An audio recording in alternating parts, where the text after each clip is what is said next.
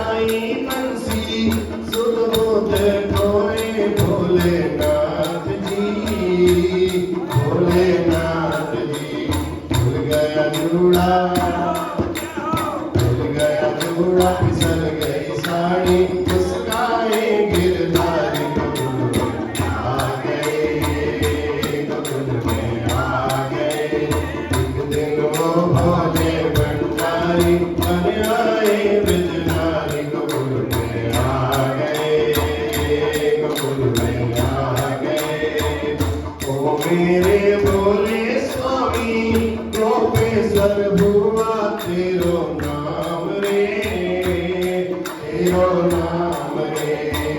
ओ मेरे भोले स्वामी गोपेश्वर तेरो, ओ मेरे दीन दयाला ब्रज में हुआ रे तेरो धाम रे, तेरो अर्ज करे वे सारी सखिया राखो लाज हमारी कबूल में आ गए, कबूल में आ गए।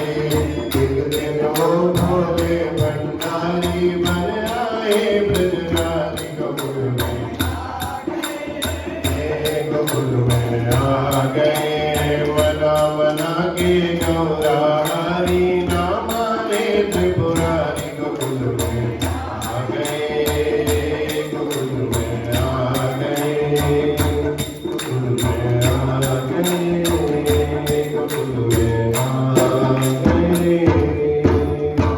बोल शंकर भगवान की, बांके बिहारी लाल की जय। बरहा पीडम नटवर वपु कर्णयोर कर्णिकारं बिभ्रजवासः कनककपिशं वैजयन्तीं च मालां। रन्ध्रान् वेणुं रदरसुधया पूरयन् गोपवृन्दै, वृन्दारण्यं स्वपदरमणं प्राविशद्गीतकीर्तिः।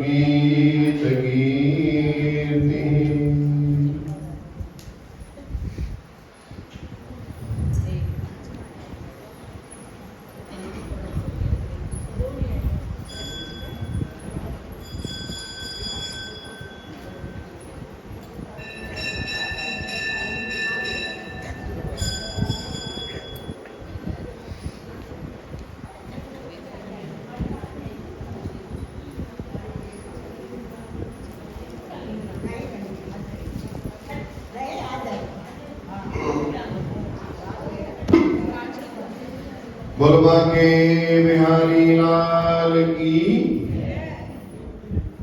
आज एकादशी का ये पर्व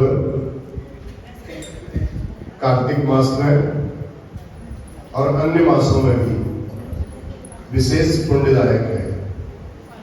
कोशिश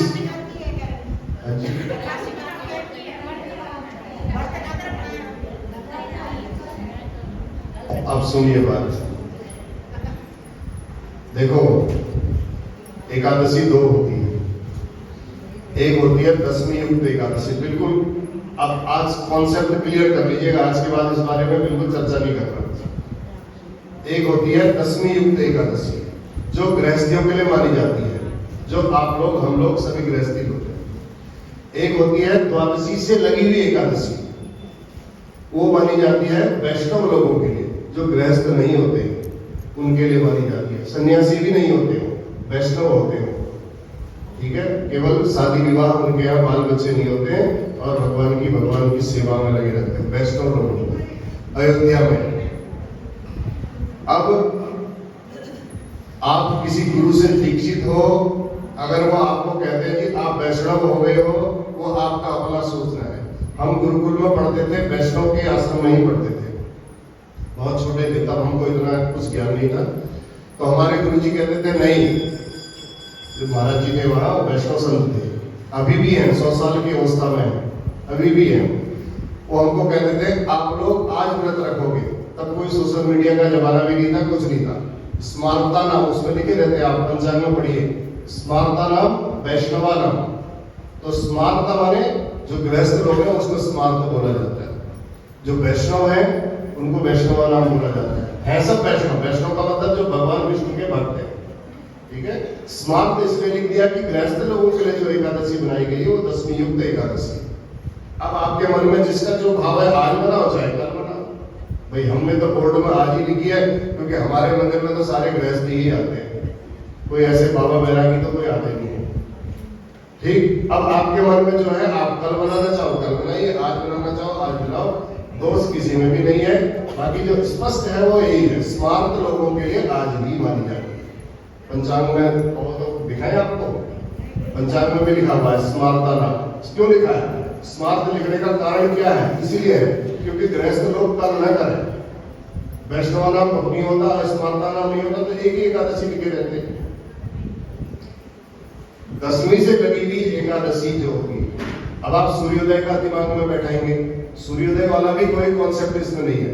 अगर सूर्योदय में ही द्वादशी को भी जबरदस्ती बनाते, 4 बजे खत्म हो जाए एकादशी, सूर्योदय हुआ नहीं है, द्वादशी लग गई, तो कैसे आप द्वादशी वाली एकादशी मान लोगे? पहले दिन की एकादशी को द्वादशी युक्त मानना पड़ेगा। कल है द्वादशी, 8 बजे के बाद कल द्वादशी लग जाएगी। ये बातें होती है, इन बातों को समझने की है।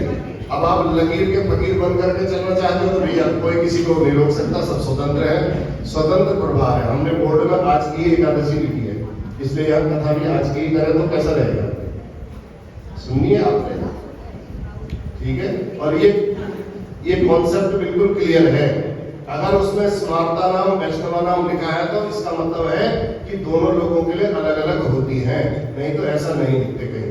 आज से नहीं लिख रहे, मैं बचपन से की बात बता रहा हूँ आपको। हमारे गुरुजी खुद कहते थे, हमारे जो पढ़ाने वाले गुरुजी थे वो गृहस्थी थे, हम लोग तो सब गृहस्थी वाले ही थे, हम कौन सा गृहस्थी थे तब। लेकिन वो कहते थे नहीं, आपके माता पिता हैं, आप माता पिता के साथ जुड़े हुए हो, कल को शादी करोगे, विचार संस्कार वैसे डालते थे।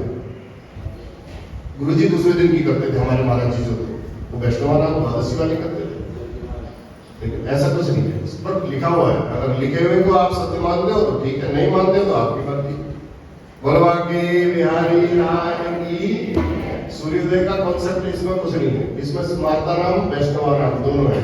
स्मार्ता नाम गृहस्थियों के लिए, वैष्णवा नाम वैष्णवों के लिए।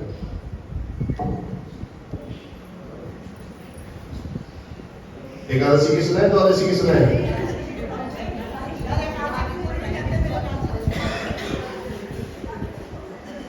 जय जय नारायण नारायण हरि हरि, भजो नारायण नारायण हरि हरि, श्रीमन नारायण नारायण हरि हरि, तेरी लीला सबसे न्यारी न्यारी, हरि हरि, जय जय नारायण नारायण हरि हरि, भजो नारायण नारायण हरि। सूत जी महाराज सौनकादि ऋषियों को कहते हैं, ये एकादशी ऐसी है जो तीनों लोकों में विख्यात है। यही नहीं, पृथ्वी लोक में नहीं, तीनों लोकों में।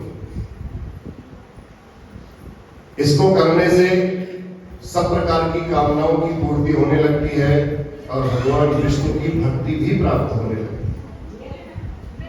बैठ जाओ। ब्राह्मण, क्षत्रिय, वैश्य, शूद्र, स्त्री, पुरुष कोई भी हो, सबको इस एकादशी का उपवास यदि सामर्थ्य हो तो रखना चाहिए। दोनों पक्षों की एकादशी को कुछ खाना नहीं चाहिए। एकादशी व्रत ऐसा है, सब कामनाओं को देने वाला है। एकादशी की तिथि के दिन अन्न का सेवन नहीं करना चाहिए। और एकादशी तिथि सब बालकों के लिए माता के समान बताई गई है और रोगी के लिए पथ्य के समान बताई गई है। जो भी करता है, जैसे हर व्यक्ति अपनी माँ की ही शरण में जाकर के संतुष्ट होता है, ऐसे ही जब एकादशी करते हैं तो भगवान भी बिल्कुल अपने माँ की तरह ही उनका पालन करने लग जाते हैं। इसलिए हजारों अश्वमेध यज्ञ और सैकड़ों वाजपेयी यज्ञ भी यदि आप कर लें तो उसके 16वें भाग का जो अंश होता है सैकड़ों वाजपेयी यज्ञ करने का, इस एकादशी को करने मात्र से उसकी प्राप्ति हो जाती है। उपवास का जो फल चाहते हो उन्हें पहले दिन और अगले दिन रात के विचारों समय में दशमी की रात्रि को भोजन करना चाहिए। उसके बाद एकादशी को कुछ नहीं करना चाहिए और दशमी की रात्रि को भी लहसुन प्याज से युक्त भोजन, गंध युक्त भोजन नहीं करना चाहिए। ये भी ध्यान रखिएगा। ब्रह्मचर्य का पालन करना चाहिए दशमी से ही। एकादशी के दिन कुछ नहीं, निराहार करना चाहिए। द्वादशी को जब लग जाए तब उसको उस उपवास को भगवान विष्णु को समर्पित करते हुए भोग लगा करके उस उपवास को खोलना चाहिए। स्नान करें, गंध पुष्प आदि से भगवान विष्णु की अर्चना करें और गीत वाद्य नृत्य पुराण श्रवण करना चाहिए। धूप दीप नैवेद्य गंध पुष्प आदि का अनुलेप करो। इस प्रकार जो भगवान जी का सेवन, भगवान जी का पूजन करते हैं, भगवान उनके प्रति प्रसन्न रहते हैं। सामर्थ्य हो, ब्राह्मणों को द्वादशी के दिन भोजन कराओ, नहीं तो दक्षिणा भोजन की सामग्री देकर के संतुष्ट करना चाहिए। और नारायण में चित्त लगा करके, भगवान में चित्त लगा करके महायज्ञ करने के बाद स्वयं भी सबको भोजन करा करके स्वयं भी भोजन करना चाहिए। इस प्रकार जो पवित्र एकादशी के व्रत को करते हैं उनका पुनर्जन्म होने की संभावना फिर नहीं रहती है। जो ज्ञानी लोग होते हैं, विज्ञानी लोग होते हैं, वो पुनर्जन्म की आकांक्षा नहीं करते हैं। देख लेते हैं संसार में सब कुछ नहीं है, सब झूठा ही झूठा है। तब वो भगवान से कहते हैं, प्रभु बस इस बार तो मुझे आपने जैसे कैसे इस मनुष्य योनि को दिया, अब अपने चरणों में ही लगाए रखो तो ज्यादा अच्छा। इसलिए इस एकादशी को व्रत करने से भगवान विष्णु के लोक की प्राप्ति होती है, जहां जाकर के यद गत्वा न निवर्तन्ते तद्धाम परमम्, जहां जाकर के फिर निवर्तन नहीं करना पड़ता, लौट के आना नहीं पड़ता, वो धाम है भगवान का। इस प्रकार एकादशी व्रत करना चाहिए। गंगा के समान कोई तीर्थ नहीं है, माता के समान कोई श्रेष्ठ गुरु नहीं है, विष्णु भगवान के समान कोई श्रेष्ठ देव नहीं है, सत्य के समान कोई ज्योति नहीं है, कार्तिक के समान कोई श्रेष्ठ व्रत नहीं है, ज्ञान के समान कोई लाभ नहीं है, और एकादशी के समान भी कोई दूसरा व्रत नहीं है। पिता के समान भी, माता पिता के समान कोई गुरु नहीं, कीर्ति के समान कोई धन नहीं है। इसके बारे में एक इतिहास सुनाते हैं सूत जी ऋषियों को। देखो एकादशी का कितना महत्व है। एक गालव ऋषि थे, सत्यपरायण, सदा एकांत स्थान में जाकर के भगवान का भजन करते थे। वहां बहुत से वृक्ष थे और मुनियों से सेवित बढ़िया बैठ करके ध्यान लगता था। वहां जाकर के दीर्घ काल तक उन्होंने वहां निवास किया, गालव ऋषि। उनके यहाँ एक भद्रशील नाम का पुत्र उत्पन्न हुआ, जितेंद्रिय, बहुत अच्छा पुत्र। पूर्व जन्म की बातों को भी उसको सब स्मरण था, सौभाग्यशाली। हमेशा नारायण जैसे एकादशी आए, वो दसवीं के दिन से ही मिट्टी ला करके, मृतिका ला करके नारायण की मूर्ति बना करके उसी के ऊपर गंधाक्षर पुष्प चढ़ा करके पूजन करता था। गालव ऋषि जब देखते थे तो देख करके बड़े आश्चर्यचकित हो जाते थे। कहते इसको मैंने तो कभी इस बारे में बताया ही नहीं, फिर भी इसकी भक्ति इतनी भगवान के प्रति कैसे है। एक दिन पूछा, बेटा तुझे ये सब करने के लिए किसने प्रेरित किया है? तुम ऐसा क्यों करते हो, मैं ही जानना चाहता हूं। एकादशी व्रत करने में तुम बहुत तत्पर रहते हो। पिताजी के वचनों को सुनकर के भद्रशील कहता है, पिताजी, अपने पूर्व जन्म की बात बताता है। यमराज ने बताया था ये भद्रशील को, जो भद्रशील अपने पिताजी को बता रहा है। भद्रशील कहता है, पिताजी यमराज ने मुझे ऐसा बताया था कि आप जो बताया था उसको सुनकर के आश्चर्यचकित हो जाओगे। तो पूर्व जन्म में यमराज कहते थे, भद्रशील कहता है, पहले मैं चंद्रवंश में उत्पन्न एक श्रेष्ठ राजा था। दत्तात्रेय जी ने आकर के मुझे गुरु दीक्षा दी थी, शिक्षा दी थी। मैंने 9000 वर्षों तक इस पृथ्वी का पालन किया। जब चंद्रवंश में उत्पन्न में धर्म कीर्ति नाम का राजा था। भद्रशील बता रहा है अपने पूर्व जन्म की कथा, क्योंकि भगवान की सेवा करते रहता था। उसके पिताजी ने, गालव ऋषि ने पूछा था उससे। सारा आपको नीचे पीछे से समझ में आए, तभी आगे समझ में आएगी बात। लेकिन राजा होने के बावजूद भी कहता है, मैं अपने धन के मद में धीरे धीरे धीरे इतना चूर होने लगा, मैंने गंदे लोगों की संगति करना प्रारंभ कर दिया, पाखंडियों की संगति कर दी। अब जिसकी जैसी संगति होगी, रंगत भी वैसी हो जाती है, स्वभाव भी वैसा ही हो जाता है, विचार भी वैसे हो जाते हैं। इसलिए अपने से ऊंचे लोगों की संगति करनी चाहिए। अच्छे लोगों की संगति करो, अच्छे लोगों की बात मानोगे तो अच्छा ही होगा, बुरा नहीं होगा। अब पाखंडियों की संगति में रहने के कारण जितने मेरे पुण्य थे वो धीरे धीरे सब नष्ट होने लगे। पाखंडियों के कहने पर मैं वेद मार्ग, राजा होने के बावजूद भी वेद में जो मार्ग बताए हैं उन मार्गों का मैंने पालन करना छोड़ दिया।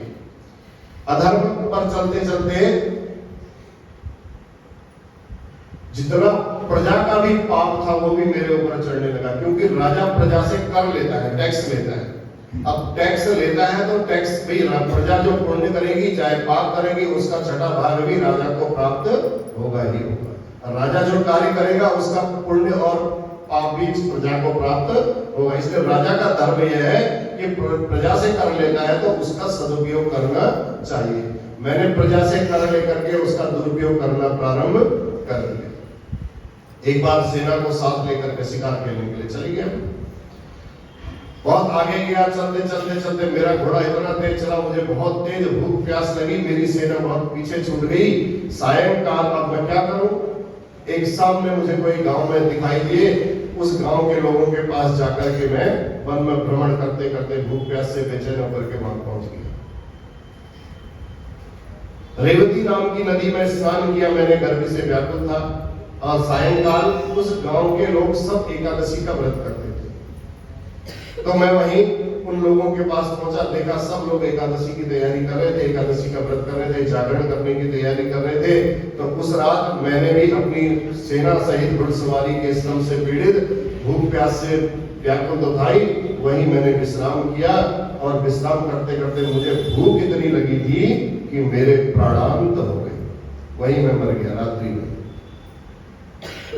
अब यमदूत आए, पकड़ करके जैसे ही लेकर के गए और यमराज के पास गए तो यमराज ने चित्रगुप्त को बुलाया, कहा इसके कर्मों का लेखा जोखा बताओ। कर्मों का लेखा जोखा बताया जाता है। जैसे ही यमराज ने चित्रगुप्त को आदेश दिया तो चित्रगुप्त ने कहा, महाराज इसने तो पूरी जिंदगी भर पाप ज्यादा किए हैं, लेकिन इसने अंत समय में एक इतना अच्छा पुण्य कार्य किया, इसने एकादशी का जागरण करते करते अपने इस शरीर को त्यागा है, यही इसका सबसे श्रेष्ठ कार्य है। इस चित्रगुप्त की बात सुनकर के यमराज कहने लगे, नहीं नहीं नहीं, इसको ले जाओ यहाँ से, यहाँ पापियों का स्थान है, यहाँ जो पुण्य करके आते हैं उनका कोई भी स्थान नहीं। अब बताइए आप लोग कितने श्रेष्ठ हैं। हर साल इस कार्तिक के महीने में आकर के भगवान की कोई कथा को सुनते हैं और व्रत का पालन करते हैं, नियम का पालन करते हैं। तो यमराज जब भयभीत हो गए तो यमराज ने कहा, भैया विष्णु लोक को इनको ले जाओ, यहाँ लाने की कोई आवश्यकता नहीं है। जो भगवान की विष्णु की भक्ति में लगा रहता है, एकादशी व्रत परायण होता है, जितेंद्रिय होता है, भगवान नारायण की शरणागत होता है, उसको मेरे यहाँ लाने की कोई आवश्यकता नहीं है। उस दिन से स्पष्ट बोल दिया, जितने राक्षस को यमदूत थे, यमदूत को यमराज ने बोल दिया यहाँ लाने की कोई आवश्यकता नहीं। तो भद्रशील कहता है, यमराज के इन वचनों को सुनकर के मैंने पूर्व जन्म में सुना था और मुझे फिर देवलोक ले गए।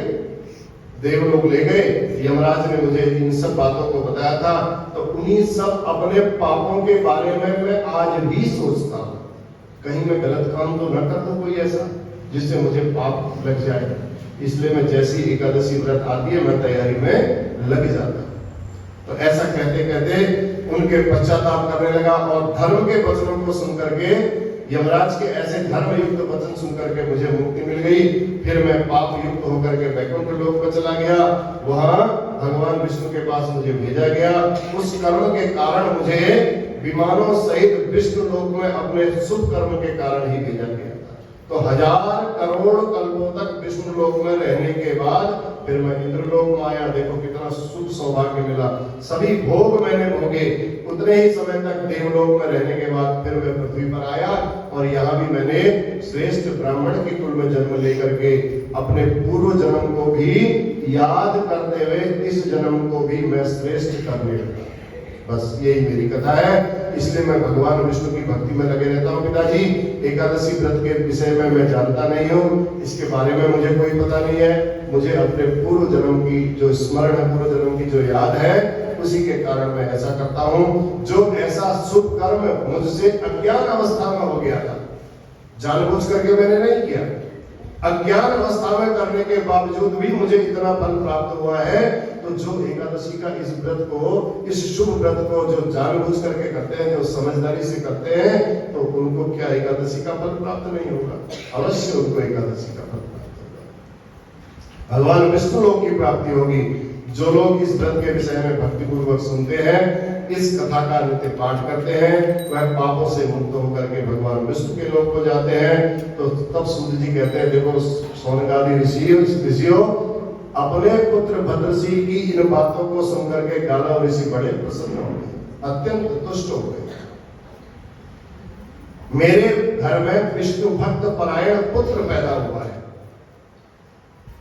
एक भगवान की भक्ति करने वाला, एक भगवान की सेवा में लगे रहने वाला, या आपके वचनों को मानने वाला, यदि पुत्र भी घर में हो जाए, आज्ञाकारी पुत्र, तो 7 पहले की पीढ़ियां भी तर जाती है, 7 आने वाली पीढ़ियों का भी वो तरण तारण कर देता है। ये एकादशी का कितना बड़ा महात्म्य है। भद्रशील अपने बेटे के चरणों में पड़ गया, कहा बेटा तू तो साक्षात विष्णु का स्वरूप है। भगवान ने मेरे ऊपर इतनी कृपा की, जो तेरे जैसे पुत्र का मेरे घर में जन्म हुआ, भगवान का नमन करने लगा। तब से भद्रशील और गालव ऋषि दोनों मिलकर के एकादशी का व्रत करने लगे, बड़े धूमधाम से करने लगे।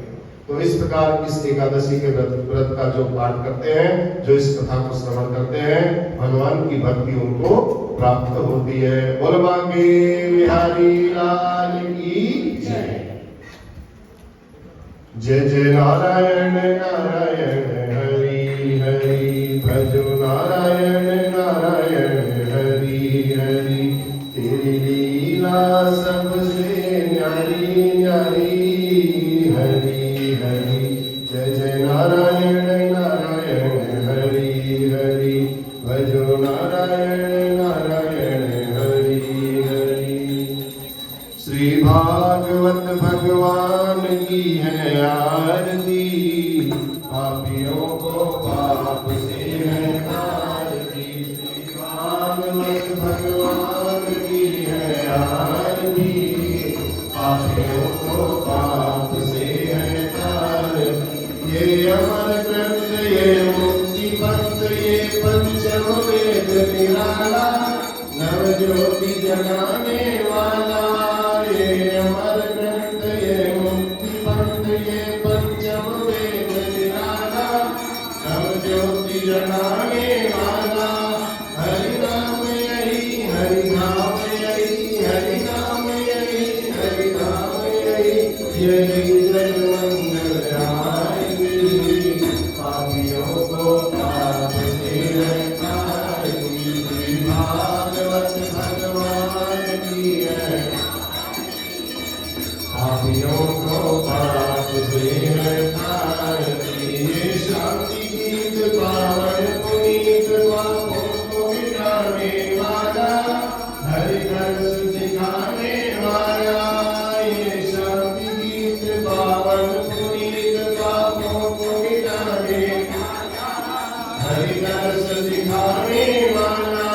ये सुख करनी, ये सुख हरनी, ये सुख करनी, ये सुख हरनी। श्री मधुसूदन की आरती, पापियों को पाप से है तारती। श्री भागवत भगवान की है आरती, पापियों को पाप से है तारती। ये मधुर बोल जगपंथ कौर, सन्मार्ग दिखाने वाला, बिगड़ी को बनाने वाला। ये मधुर बोल जगपंथ कौर, सन्मार्ग दिखाने, बिगड़ी को बनाने वाला। श्री राम यही, घनश्याम यही, श्री राम यही, घनश्याम यही। प्रभु की महिमा की आरती, पापियों को पाप से है तारती। श्री भागवत भगवान की है आरती, पापियों को पाप से है तारती। कर्पूर गौरम करुणाकरं